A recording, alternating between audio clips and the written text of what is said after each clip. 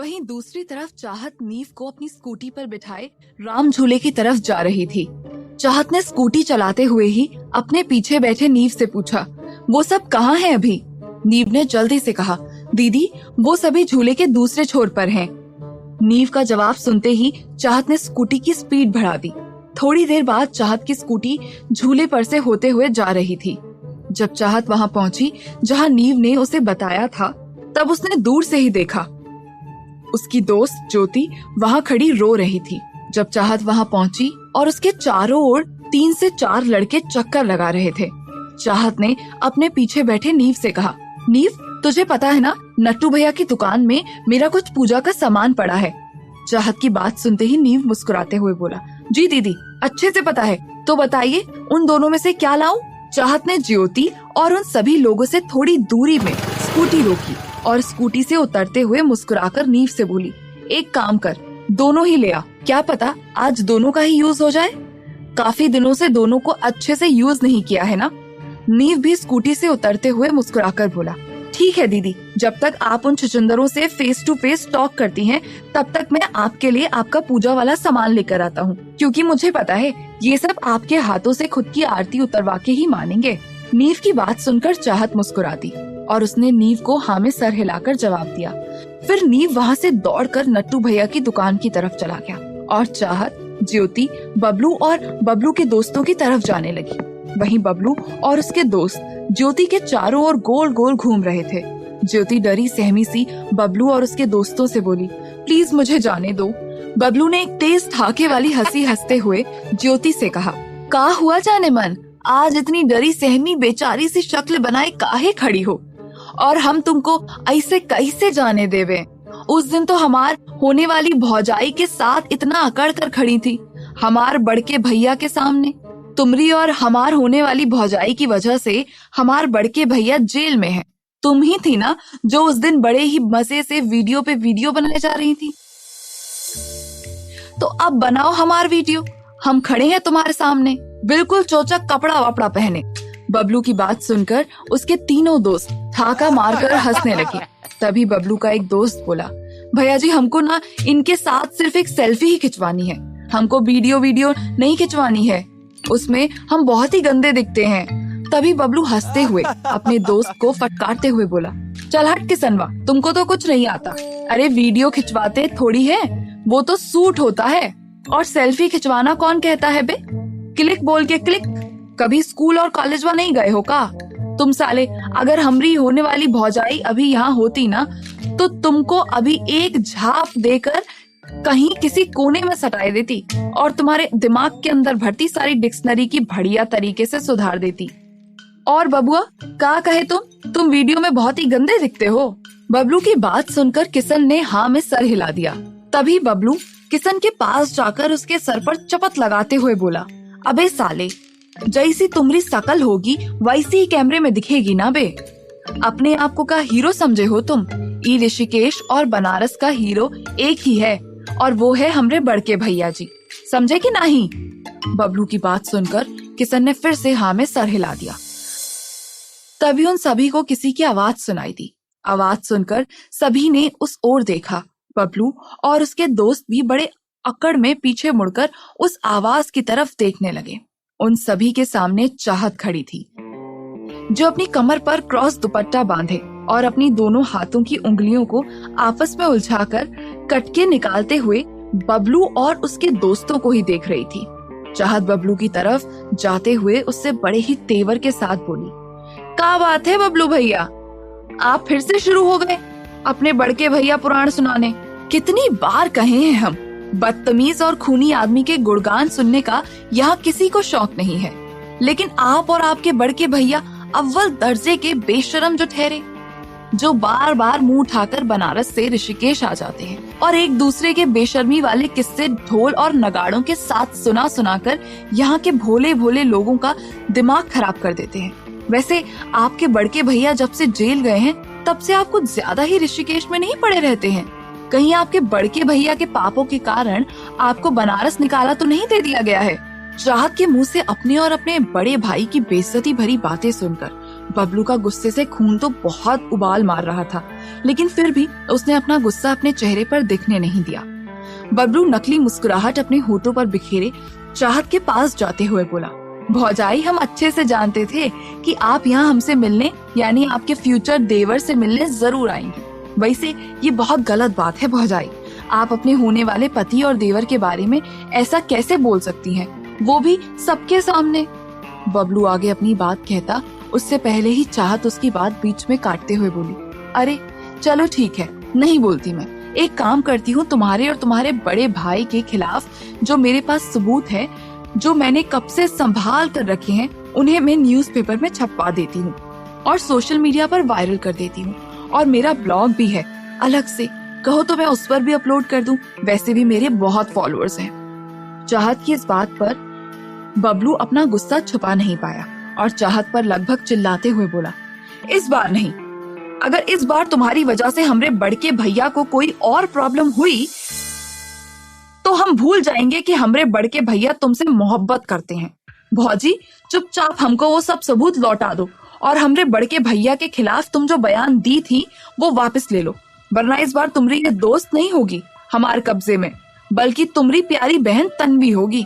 बबलू की बात सुनकर चाहत को भी गुस्सा आ गया और वो अपनी जलती हुई नजरों से बबलू को देखते हुए बोली, तन्वी को हाथ लगाना तो दूर, उसकी तरफ नजर भी उठाकर देखी ना तुमने तो बता रही हूँ, मार मार के ऐसा थोबड़ा बिगाड़ूंगी ना तुम्हारा कि तुम्हारे घर वाले तो दूर, तुम खुद अपनी ये गंदी सी शक्ल नहीं पहचान पाओगे।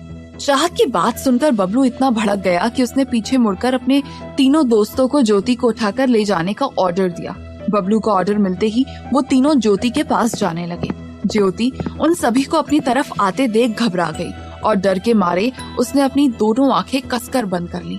बबलू का एक दोस्त ज्योति के करीब आया और उसे उठाने के लिए जैसे ही उसने अपना एक हाथ ज्योति की तरफ बढ़ाया, तभी उसके मुंह से दर्द भरी तेज आवाज निकली। आवाज सुनकर ज्योति ने अपनी आंखें खोल ली और वहीं सभी की नजर भी उस ओर चली गई। सभी ने देखा बबलू के उस दोस्त का वो हाथ चाहत ने कसकर पकड़ते हुए बहुत बुरी तरह से मोड़ दिया था। ये देखकर बबलू का दूसरा दोस्त चाहत पर हमला करने उसकी तरफ दौड़ा। चाहत ने देखा वो आदमी उसकी तरफ आ रहा था, इसीलिए उसने उस आदमी के घुटने पर जोर से लात मारकर उसे जमीन पर गिरा दिया, जिसका हाथ चाहत ने पकड़ा हुआ था। वो आदमी जमीन पर पड़ा दर्द से करहाने लगा। फिर चाहत दौड़कर उस आदमी की तरफ जाने लगी जो उसकी तरफ ही आ रहा था। चाहत ने उस आदमी के पेट पर जोरदार फ्रंट किक मारी, जिससे वो आदमी दर्द से कहराते हुए पीछे की ओर जाने लगा और लड़खड़ाते हुए जमीन पर पीठ के बल गिर गया। अपने दोनों दोस्तों को इतनी बुरी हालत में देखकर बबलू और उसका एक और दोस्त गुस्से में चाहत की तरफ दौड़ कर जाने लगे। चाहत ने उन दोनों को अपनी तरफ आते देख लिया था और वो उन दोनों से लड़ने को तैयार भी थी। तभी चाहत को नीव की तेज आवाज सुनाई दी। चाहत ने देखा कि नीव अपने हाथ में हॉकी स्टिक और वेप लेकर आ गया था। चाहत ने नीव को हॉकी स्टिक उसकी तरफ फेंकने का इशारा किया। चाहत का इशारा मिलते ही नीव ने हॉकी स्टिक उठाकर चाहत की तरफ फेंकी। चाहत ने दौड़कर वो स्टिक कैच कर ली। फिर वो बबलू और उसके दोस्त को लगातार उस हॉकी स्टिक से बारी बारी से पीटने लगी और तब तक पीटने लगी जब तक वो दोनों घायल होकर नीचे जमीन पर गिर नहीं गए। तभी वहाँ पुलिस की 2 गाड़ियाँ आ गईं। पुलिस सीधा उन सभी से थोड़ी दूर जाकर रुकी। उन दोनों गाड़ियों में से कुछ पुलिस कांस्टेबल और एक इंस्पेक्टर बाहर निकले। ज्योति ने जब अपने सामने उस पुलिस कांस्टेबल को देखा तो वो भैया भैया पुकारती हुई उसकी तरफ जाने लगी। ज्योति ने सारी बातें अपने भैया को बता दी। ज्योति के भाई ने अपने साथ आई कांस्टेबल को इशारा किया। वो कांस्टेबल जल्दी से बबलू और उसके दोस्तों के पास गए और उन्हें कॉलर से उठाते हुए पुलिस गाड़ी की तरफ ले जाने लगे। चाहत भी उस इंस्पेक्टर के पास गई और उससे बात करने लगी। तभी उन तीनों के पास नीव आ गया और चाहत से बोला, वाह दीदी, क्या धोया है आपने उन दोनों को, मजा ही आ गया। नीव की बात सुनकर चाहत ने थोड़ी डिसअपॉइंटमेंट के साथ उससे कहा नीव, सिर्फ हॉकी स्टिक से ही तो वो दोनों छचुंदर इतनी जल्दी जमीन पर ढेर हो गए, मेरे वीप की तो टर्न ही नहीं आई। फिर वो नीव के हाथ से बड़े प्यार से अपना वीप अपने हाथों में लेते हुए बोली, बेचारा मेरा वीप, जब से मैंने इसे खरीदा है तब से इसे अच्छे से यूज में भी नहीं लिया मैंने। उसकी बात सुनकर नीव, ज्योति और ज्योति के भाई को हंसी आ गई। तभी ज्योति का भाई चाहत से मजाक करते हुए बोला, चाहत, वैसे मैं तुम्हें बता दूं, तुम्हारी मासी बड़ी बेसब्री से तुम्हारा घर पर इंतजार कर रही है, तो जल्दी से घर जाओ, वरना क्या पता तुम्हारा ये वीप तुम पर ही अच्छे से यूज कर ले तुम्हारी मासी। ज्योति के भाई की बात सुनकर चाहत का मुंह बन गया और वो घूर कर उसे देखने लगी। फिर वो सभी थोड़ी देर वहाँ खड़े बात करने लगे और उसके बाद चाहत वहाँ से अपनी स्कूटी पर बैठकर घर की ओर चल दी। 20 मिनट बाद चाहत घर पहुंची। चाहत पहले तो किचन में गई, उसे वहाँ गुड्डी दिखी जो ऑरेंज जूस बना रही थी। चाहत सीधा किचन में मौजूद एक कैबिनेट के पास गई और उसे खोलकर उसने वहाँ रखे धीरे से सारे चिप्स के पैकेट्स में से एक चिप्स को निकाला और उसे खोलकर खाने लगी। चाहत ने एक चिप्स मुंह में रखते हुए गुड्डी से पूछा, अच्छा गुड्डी, मोगैम्बो का मूड कैसा है अभी? मई जून के मंथ्स जैसा या फिर दिसंबर जनवरी के मंथ्स जैसा?